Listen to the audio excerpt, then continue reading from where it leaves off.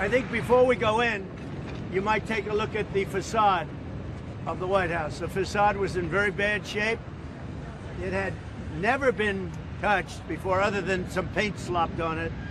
And we took it down to the basic. We took it down to the base. And again, we're talking about 1792. Much of this is up from 1792. There haven't been that many additions. And if you take a look at the stone, look how perfect the stone is. If you would have looked at it, if you noticed, some people noticed, I noticed it every time I walked in. I noticed it 15 years ago when I came to the White House. I said, boy, the face of the building is in very, very bad shape. Big chips out of it, broken stone. It was in very bad shape, and you can see it now. That's just a temporary cover for shade for the workers because it's so hot. But the canopy will go back on. So you look at the stone, look at the columns, how perfect they are. They were so bad that when you looked up, you'd say, boy, those things are in bad shape. They had literally chunks of stone out of them missing. And now they're really in flawless condition. So it's very good. Very proud to do it. Enjoy it, and very proud to do it. Again, you have the facade, and this goes down here. The facade of the building connects in here, and the helipad, I think you'll be very excited to see. It's really something very, very special. Come on over here. This is a path leading with the same exact granite, very strong granite. You'll never see a crack in this granite. I will go on the line. So in 10 years, if you see a crack, you'll say, well, Trump just said you'll never see a crack. You'll never see a crack on this granite. This is very, I guess nothing's indestructible, but it's pretty close. It's really high quality. Again, this was all black asphalt that was in terrible shape. And asphalt only lasts for a season. It doesn't last very long, especially when it gets this kind of use. And so it would have literally potholes and cracks all over it. Not appropriate for the White House.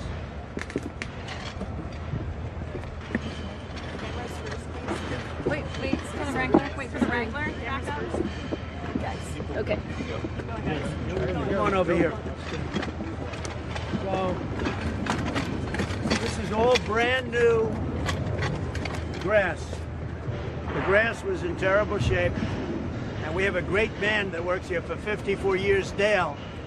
And he said, you know, it'd be nice to be able to change the grass. You know, grass has a life like humans have a life.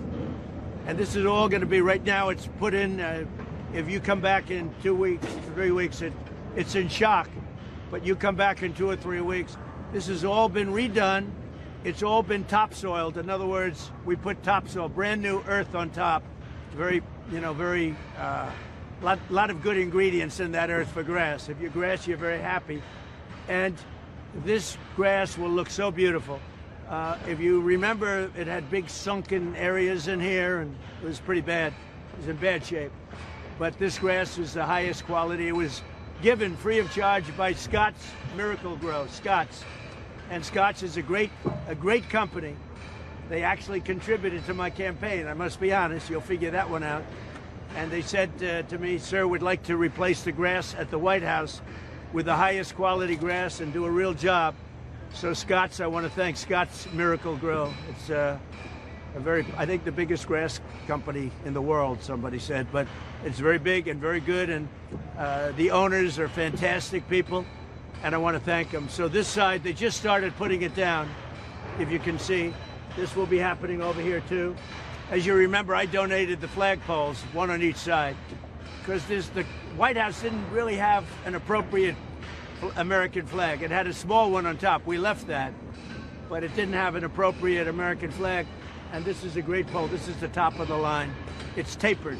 This isn't a straight up and down job, which looks terrible, frankly. That's a tapered pole. Great. I'm very good at flagpoles.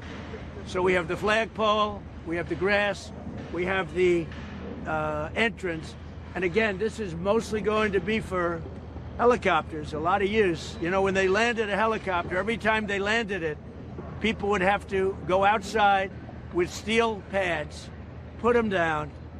They were just the size of one of these slabs, and put them down and hope the helicopter was able to land them. The good thing about Marine One is the helicopter division of the White House, essentially. The good thing is the pilots are the best pilots in the world. We have the best plane pilots, so we have the best helicopter in the world. They take them from the various services, the Army, they take them from the Air Force, the Marines, the best pilots. So they never had a problem landing them, but it was not a good situation. And with the bigger helicopters, the more powerful helicopters, literally this grass would be ripped out by its roof and by its roots. And in one landing, the entire grass was gone. So what they did is when a president would be flown to the White House, they used different helicopters. I said, that's a pretty expensive way of doing it. So now with the helipad, we won't have any problem with the grass. Yeah, please. You're talking about all the construction out here and certainly Right. the Ballroom project. What is your plan if the Supreme Court rules against that? Well, we hope that doesn't happen. I can't imagine it happening. The lawsuit the person had no standing. It was a person said she walked along and she didn't like the view, even though nothing was built. A person that didn't like it and never even saw a rendering of it. We've gotten tremendous architectural reviews. It's beautiful. The woman has absolutely no standing, according to every analyst that I've seen, legal analyst. And it's a lawsuit that should have never been even allowed to be brought. But hopefully we'll do very well with it. We had a great ruling from a very highly respected judge, as you know, and hopefully the Supreme Court will agree with that ruling. When do you expect the helipad to be open? This will be open within, could be, it would be good if it was. I took an extra week to lift it. Again, what it was is it sloped, quite substantially this way. Because what we'll have here is people will get out. They'll have, when it's good weather, in addition to helicopters, you'll see the surface is incredible. All of these letters are hand carved and put into the black stone, which is also about 35,000 pounds per square inch. You'll see the quality of the work. You have to look when you get up there, look at the quality of the letters and the quality of the cut, how it's 1/10 of an inch around the entire, it's really, these people are brilliant artists, really. Do a state arrival ceremony? Oh yeah, now you can do a much better state. This will be much better for state arrival. And in fact, instead of being on grass now, they'll be using that almost like a table. They can have events on it. They can have people go there for cocktails and then walk to the ballroom after that's finished. We can have really incredible, this is unbelievable for state. Without even having to go into the White House, they get out of the car on the beautiful new roadway. They get out of the car and they walk down this path onto that, and they can have cocktails and everything outside of the White House, and then they go into the ballroom. Even the military, they can use it like that, and we have the ballroom is so much a military component with the drones and the bomb shelters and everything else that we have in there. So it's really, that started off as a ballroom, and before we started work, the military came to see me and they say, sir, we have an opportunity to do something incredible here. And we've been trying to do it for 100 years, but we've never had an opportunity like that. So I had to make that decision. And I said, look, go ahead, design what you want. And that goes down 5 stories. It goes down almost 65 feet. What's in those 5 stories? Well, I'm not allowed to discuss that, but a lot of very detailed stuff. That's why bringing the lawsuit was very unfortunate, because most people didn't know that. Now they do know that. They shouldn't have known that. And I told that to the it's called the National Trust for Historic Preservation of the United States. It's not associated with the United States. The United States doesn't even donate to it because they don't agree with it, because they made fools out of themselves over the years. But I said to them, if you do this, you'll file it in court and people will see what we're doing, and the enemy shouldn't be allowed to see it. They didn't care about that because they don't care about the country. Okay, come on over here. Nice job, fellas.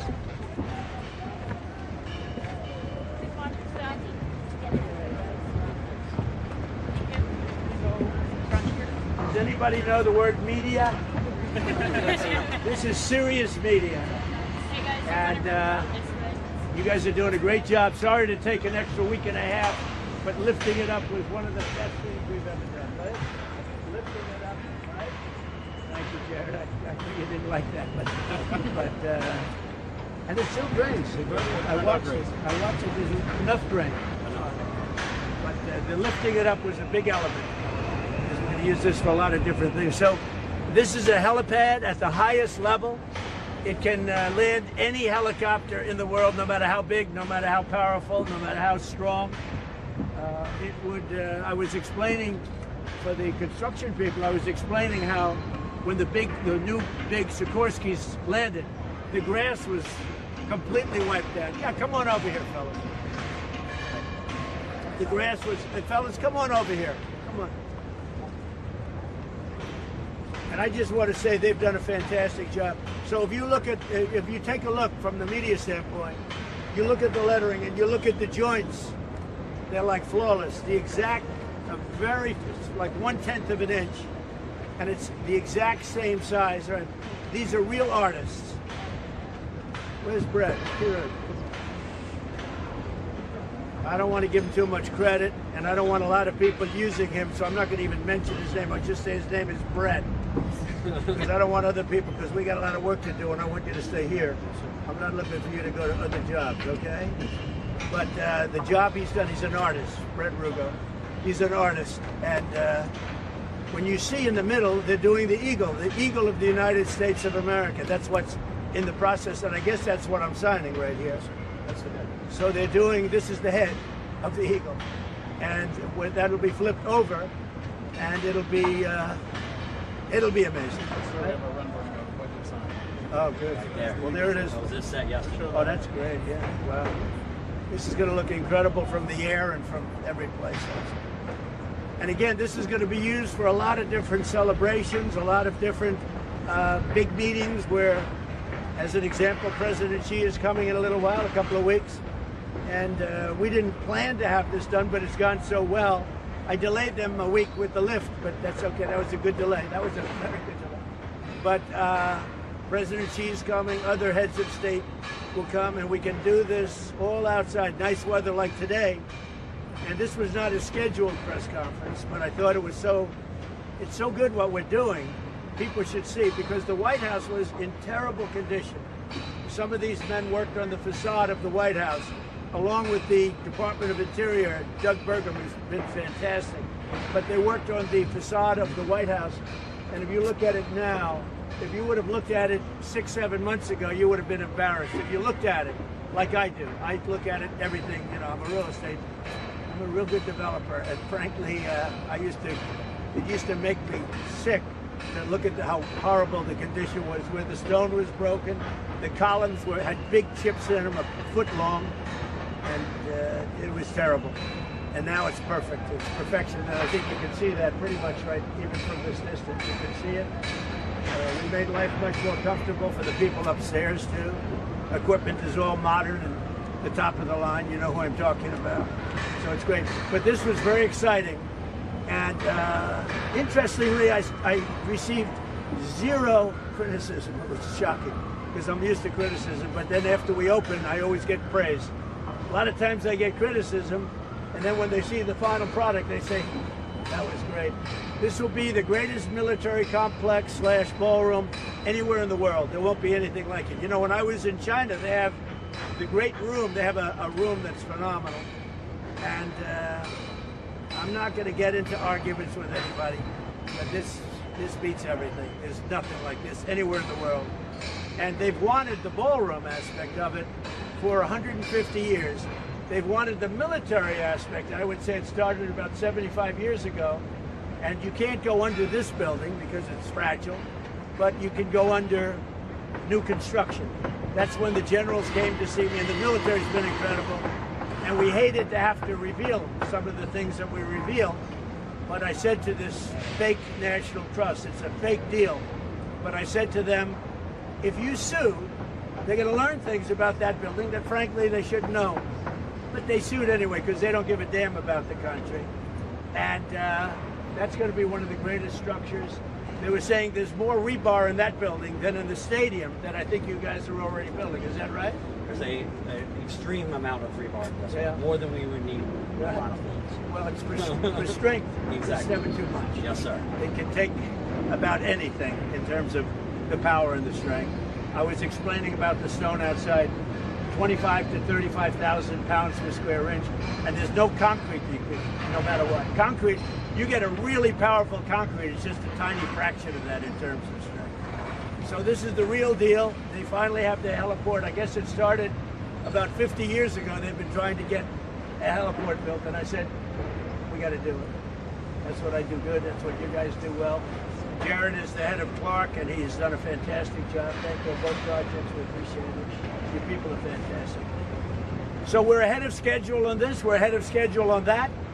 And we're ahead of schedule on just fixing the building. The building is, it's unbelievable what's taken place in a short period of time. This building was falling apart.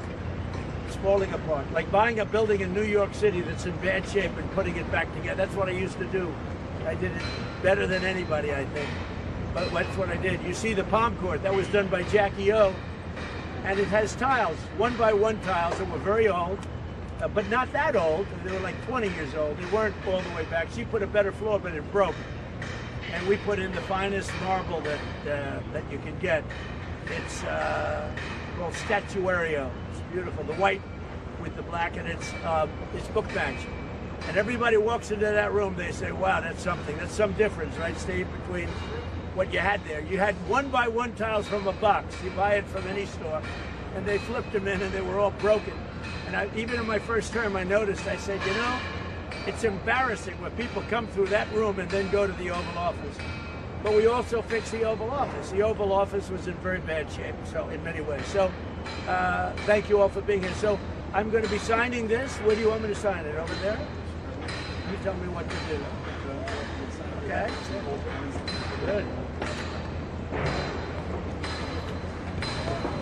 Wow. So this is the back piece. This won't be revealed. This is the back of the eagle's head. This is the eagle, exact of the, you look how fine that's cut. When you see it, you won't even believe it. And from the air, it looks so beautiful. But this is the back of the piece, and they flip it and they put it down. So nobody will see that unless in 400, 500 years they start taking it apart. So probably nobody will see it, I guess. Actually, I hope nobody ever sees it, because there's only one reason they'd see it.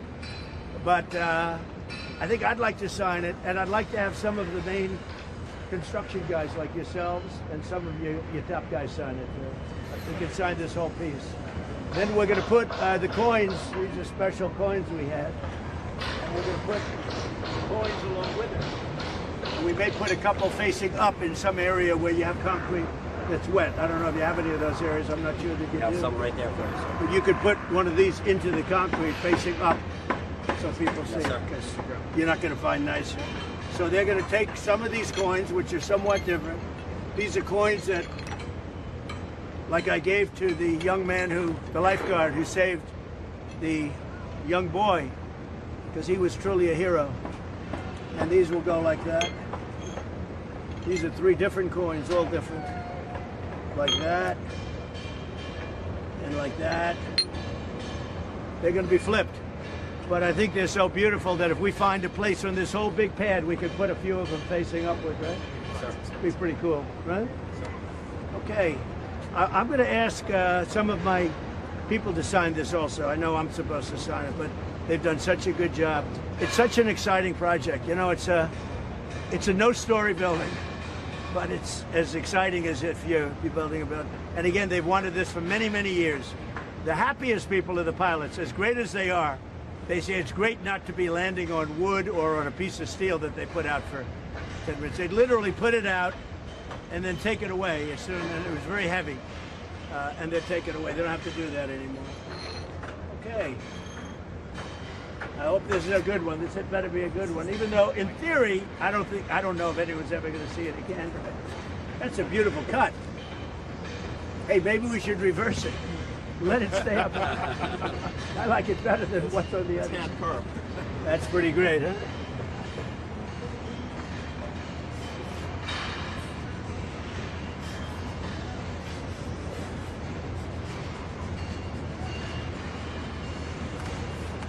Oh, that's good. That looks pretty good. I think we should use this side. We're using the wrong side. We're flipping it. What do you think? Can we use this? Is that good? I'll tell you what. That's good. Come on, Brett, sign this. Anywhere you want. Better be under my name now. I'm on it. I'm on it already. You're not. Right up.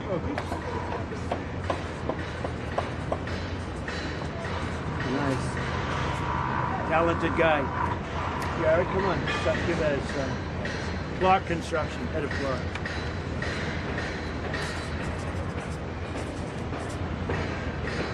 Come on over here, man.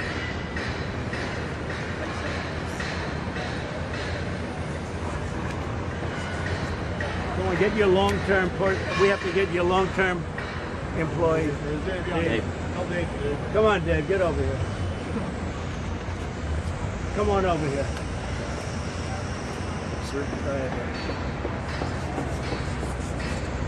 That's not fancy. That looks like Don Trump Jr. He gives a line. I say, you can't do that.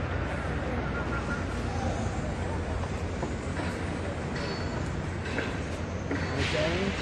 I'd like to have a couple of the guys in the military. Where are they? What's the best? Come on over. Get over. What a job you've done. Even though your work has been totally exposed now because of a stupid lawsuit. These are the military people. They've been unbelievable. Tell them that's the strongest structure I think ever put up. That structure is the most powerful because it's needed for bad purpose. It's really bad purpose. They have to ever use it. But if you look at that, those are called shear walls. And they're of the greatest strength concrete. And the steel goes in, but that keeps all the steel from twisting and turning. Normally you'd never use a thing like that, but for purposes of the drone port and everything else, we needed it. Come on over here, Todd. Get over here. You think you're going to get away? He's been thin. This guy's fantastic. Is Dale here? Dale's around. Huh? I can get Dale. Okay, well, we'll do it later then. So, it's very exciting. Very exciting. And I think we'll be here for a long time. This will be here long after we're gone. No matter what happens with the world, this is not moving. This will take any kind of shot. But it's something we really needed badly for the helicopters. But we get a secondary use, and that's, you can have some beautiful events here, including the greeting of people from foreign countries. They'll be very impressed. Right now, they're not impressed when they see coming in on asphalt, and they're not impressed. It's never very impressive, but they're going to go the opposite. And one of the reasons, by the way, for the last number of years, no tents have been used, because tents are very dangerous. Tents are made out of plastic or canvas, and they don't stop even the smallest of ammunition or bullets, not even the smallest. Ours will stop. You take AK-47s, you take the most powerful, it laughs at it. It laughs at it. I was saying to one of the military guys, how does it do with an AK-47? He goes, up, meaning it can take a lot, including drones. So I thought this would be a little different kind of a news conference, but I found out the guys were showing me this. We were going to sign this privately and just put it in. I said, this is something I think the press should see, and I hope you liked it. It's going to be finished. What do you think? What do you think, Jared? We're making the 21st before the state. 21st? Oh, Yes, sir. so we might make it for president? That would be great. If we did this by the 21st, he's coming the 20th. That'd be nice. Be nice. Not imperative, but it would be very nice to have it done. It's pretty amazing to do it that quickly. Thank you all very much. Go have a good time. I think it's a great story, and these people are a big part of that. So all these workers, I've watched them from windows, and they are working at 6 in the morning till 12 o'clock in the night. Same thing with the military complex right over here. They're working from 6:30 in the morning is late. If they get at 6:30, that's like almost late, and they work till 11:30, 12 o'clock every night. That's why you see it going up so fast and so properly. But I want to give a lot of credit to the construction crews, because there's nobody like them. There's nobody like them. Great job. You've done fantastic. Thank you, everybody, very much. Thank you. Are you exchanging written letters with Kim Jong-un? I can't tell you that. And are you hoping But I get along with him. And you know what? hoping The fact that I get along with him, that's a good thing, not a bad thing. He has 57 very powerful nuclear weapons. Should have never allowed it to happen. They should have never allowed it. If I were president, I wouldn't have allowed it. But he's got them. I get along with him very well. I can't let Iran have a nuclear weapon. And I know Kim Jong-un very well, and he's going to be fine. As long as we have a smart president, he's going to be fine. If we have a dumb president, then he's probably not going to be so Are you fine. expecting to meet with him later this year? Yeah, I will be. Mr. President, today is about American production. Can you give us any update on your negotiations with Canada for a trade deal? Yeah, and we had a what's very going good to be next? conversation with the Prime Minister last night, and we've come to a deal with Canada. As you know, the 50% tariffs across the board were going on against Canada today, and they called yesterday and they gave us the points that we had to have. Very fair deal for both. The tariffs will be non-existent for our farmers. Our farmers were paying tremendous tariffs into Canada, and those tariffs are going to be totally eviscerated, down to zero. Is the U.S. going to lower tariffs on Canadian autos or lumber? I know those We're are- doing certain things. We're got to give something, and we're doing certain things. They were paying a high number. We're reducing it a little bit. It's good for everybody. But our farmers are going to be thrilled. Our manufacturers are going to be thrilled. And basically, we have no tariffs going into Canada anymore. Canada was charging us tremendous tariffs. We no longer have any tariffs. And what I was able to do is we put, as you know, under the new tariff, I guess you'd call it the new tariff schedules that we came out with. They were going to get a 50% tariff on everything starting today. And we've held it back 3 days. It's all subject to finalization of documents. So subject to the finalization of documents, we have a deal with Canada. And I think it's a very good deal for both parties. It's great for our farmers. Our farmers will no longer be held up because they were being hurt very badly by Canada. Yeah? The Strait, last night we had a lot of boats come through. We have possession, complete control of the Strait. I mean, outside of nuisance value, and there is nuisance value when they shoot a drone every once in a while, and not everybody's going to go through, but they come through. And over the last couple of weeks, we've had a lot of oil coming out, a lot of oil. It's not going to be perfect, but it's a lot of oil coming out, a lot. In fact, people are amazed. One of the reasons that oil hasn't gone to like the proverbial $300 a barrel, it's at 83, 84, 85. And it'll be a lot lower when this is over because we have plenty of oil.